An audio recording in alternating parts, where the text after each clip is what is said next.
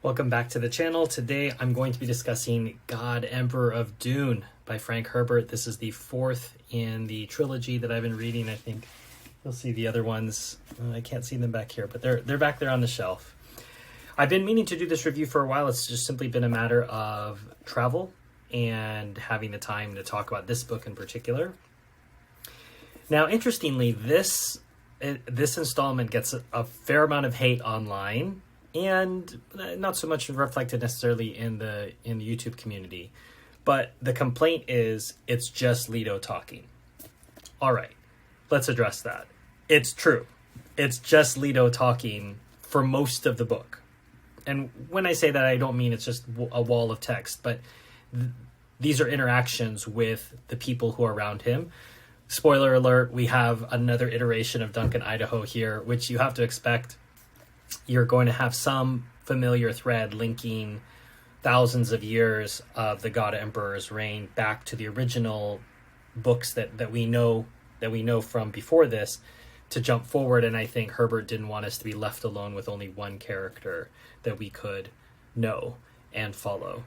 So yes, it is Leto mostly talking to his entourage, which includes Duncan, Idaho, some of his other advisors who are genetically related to him, as well as his private guard, the fish speakers, who he has developed as a replacement, in a sense, for the Fremen. The Fremen have been turned into effectively museum oddities at this point. Now, if you don't like the philosophy of Dune, I think you would have had trouble getting to this installment anyway. So part of the magic of Dune, and what I appreciate about, and I think what many people have found compelling over the years, is the books are very philosophical. So from the beginning, from the very first book of Dune, we're being asked philosophical questions about politics, life, religion, relationships, love. And with all of that so far in the distant past, thousands of years past, Leto is left to consider all of this in its essence, right? He has managed to recreate a world, a universe, not quite in his image, but remember, he's following a path. He's trying to free humanity to go further. They've been stagnant. And you have to think about, what does it take to accomplish great things? And I've come to believe in business and in life that part of that is the willingness to not care about who gets the credit. I think it was Harry Truman, although I've heard it attributed to other people, but the idea of there's no limit to what can be accomplished if you don't care who gets the credit.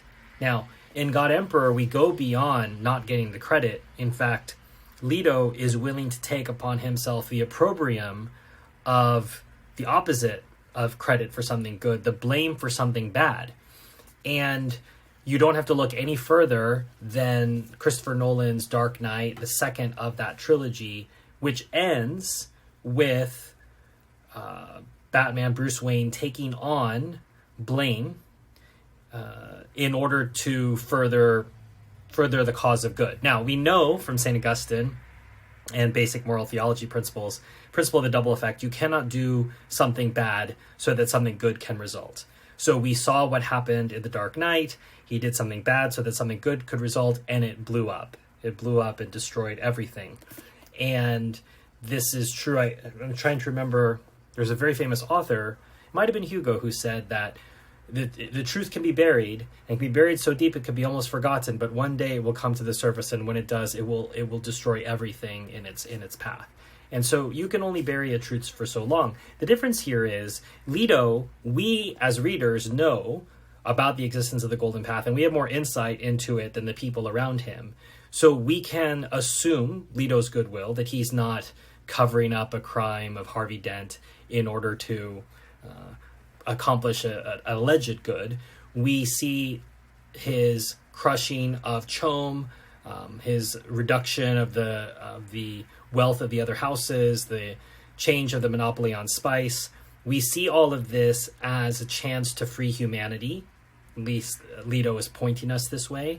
And because of that, then we say, all right, he's not only willing to do this, and not get credit for something good. He's willing to be labeled as a tyrant, as something terrible and horrible, and that's what drives the action of the book, which is an assassination attempt on him. Now, spoiler alert, or non-spoiler, I don't have to tell you at some point something is going to happen to Leto, whether it happens in this book or the next book, but the idea is that even the assassination attempt is something that Leto is engineering to one degree or another, because he has finally found someone who is going to be able to step outside of prescience, someone who will not be able to be seen by the guild navigators, and someone who isn't going to be held in this prison of foreknowledge, which it's fascinating. We have to get to book 4 in the series to see that not only is foreknowledge a burden, but it's something that has to be engineered out so that the future generations don't have to deal with this burden. So, yes, if the criticism is it's just Leto talking, all that means is it's different from the other books in that we had a lot more action going on. There are different parties fighting over Arrakis, but this is different stages of what's going on in Arrakis, what's going on in the universe, what's going on with Dune, what's going on with the Atreides family. And so not every book is going to have that same pacing.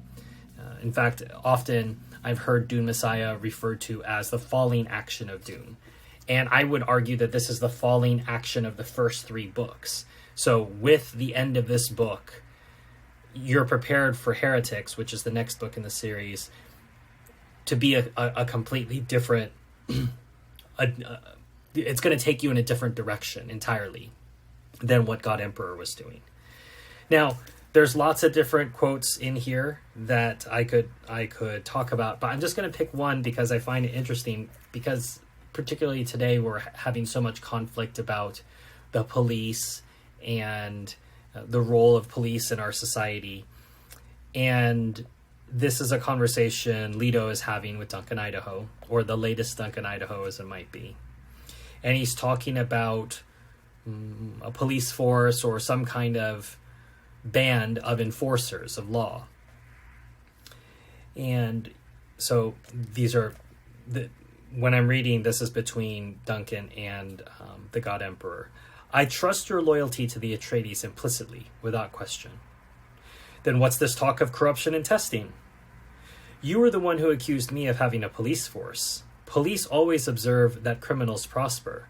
It takes a pretty dull policeman to miss the fact that the position of authority is the most prosperous criminal position available. Idaho wet his lips with his tongue and stared at Leto with obvious puzzlement. But the moral training the prisons too. What good are laws and prisons when the breaking of a law is not a sin? And he goes on to say, Idaho says, you have to have some prisons. Do I? Prisons are needed only to provide the illusion that courts and police are effective. They're a kind of job insurance. Idaho turned slightly and thrust a pointing finger toward the door through which he had entered the small room. You've got whole planets that are nothing but prisons. So part of why that interests me is we even have different approaches to jurisprudence on the European continent. So you have countries like Finland where the prisons have no bars, no locks. Prisoners can go away on the weekends. They can study. They have access to knives. Fascinating. But their idea is I need to be rehabilitated. Everyone buys into it. The whole society buys into it. It's fascinating. And you have other places on the same continent in which prisons are quite dire. Not any place you ever want to be stuck. You can be forgotten about. And both of those cases relate back to the point of what is the point of a police force? What is the point of prison sentences? And this is something we've talked about in other videos, that laws are the final stopgap when culture doesn't enforce things. When culture enforces things, you don't have to have laws. And remember that culture is downstream from religion. So when religion is an integral part of people's lives and informs the culture, and you don't need laws to enforce that way of life. As religion and culture degrade in a society, laws have to crop up more and more and more to cover the cases in which culture isn't having the reach that it could, and societies are at their terminal end when even the laws are not respected. So you're close to the end when people are looking to laws to save them. We just need to pass a law in order to do such and such. You're already at the end of the line. If you're having to pass laws in order to get people to be virtuous or to stop, be prevented from engaging in vice, you're at the very end of the situation. And at some point, people are going to ignore those laws. And I think that's where we are in some Western countries now. We're not quite at the end game, but we're getting there. Anyway, if you'd like to support this channel, please hit like, please hit subscribe. Please feel free to support this channel by buying this book. There'll be a link to buy one below. Or if you really enjoyed this and you'd like to support other reviews, feel free to join the Patreon. You'll also see linked the other reviews, the other Dune books that I've reviewed, and this will be part of a playlist. Yes, there's 2 more books to go. I'm discovering it for the first time like many of you are, and have no idea how it ends, and looking forward to it. But until next time, enjoy your reading.